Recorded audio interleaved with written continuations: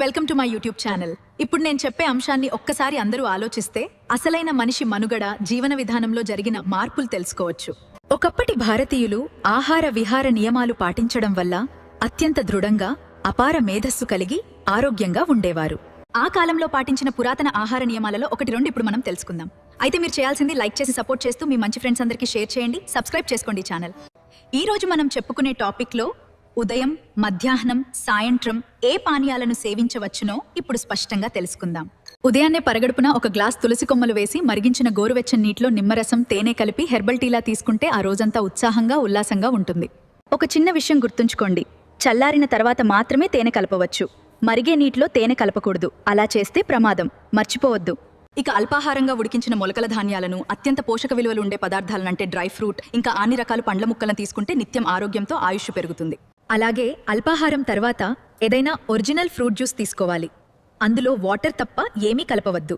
ఇక మధ్యాహ్నం heavy foods ఏం తిన్నా పర్వాలేదు, ఎందుకంటే ఆ టైంలో జీర్ణ వ్యవస్థ యాక్టివ్గా, సమర్థవంతంగా ఉంటుంది. తర్వాత ఒక గ్లాస్ మజ్జిగ తాగవచ్చు. గుర్తుంచుకోండి, మధ్యాహ్న వేళలో మాత్రమే పెరుగు, మజ్జిగ వాడవచ్చు, సేవించవచ్చు. ఇది కాల నియమం. ఇక సాయంకాలం సూర్యాస్తమయము కన్నా ముందుగానే భోజనం కంప్లీట్ చేయాలి. అది కూడా తేలికైన ఆహారం తీసుకోవాలి. కాల నియమం ప్రకారం నిద్రించే ముందు మాత్రమే ఒక గ్లాసు పాలు సేవించాలి. అందులో కొంచెం యాలకుల పొడి వేసుకుని త్రాగడం వలన నిద్రలేం ఉండదు. మధ్యరాత్రిలో మెలకు వచ్చింది, ఆకలిగా అనిపిస్తోంది, ఈ బెల్లంతో చేసిన మినపసున్నుండలు తిని మంచినీళ్లు త్రాగి నిద్రిస్తే మంచిది.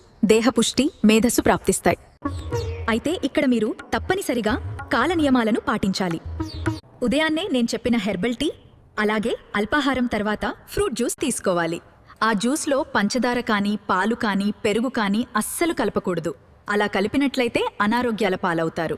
సిట్రస్ పండ్లతో జ్యూస్ చేసేటప్పుడు పాలు అస్సలు కలపకూడదు, జీర్ణ వ్యవస్థ దెబ్బతింటుంది.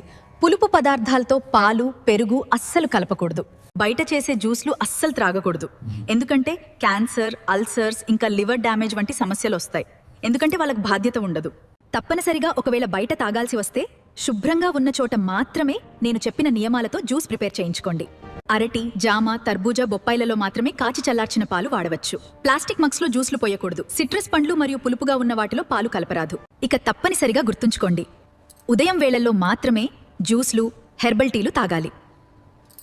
మరి మధ్యాహ్నం మాత్రమే పులుపుగా ఉండే పానీయాలు, పెరుగు, మజ్జిగ త్రాగాలి. అలాగే సాయంత్రం వేళల్లో మాత్రమే పాలు త్రాగాలి. విన్నారుగా? ప్రతి గృహిణి ఈ నియమాలు పాటిస్తూ మీ ఇంటికి మీరే వైద్యులుగా మారాలి.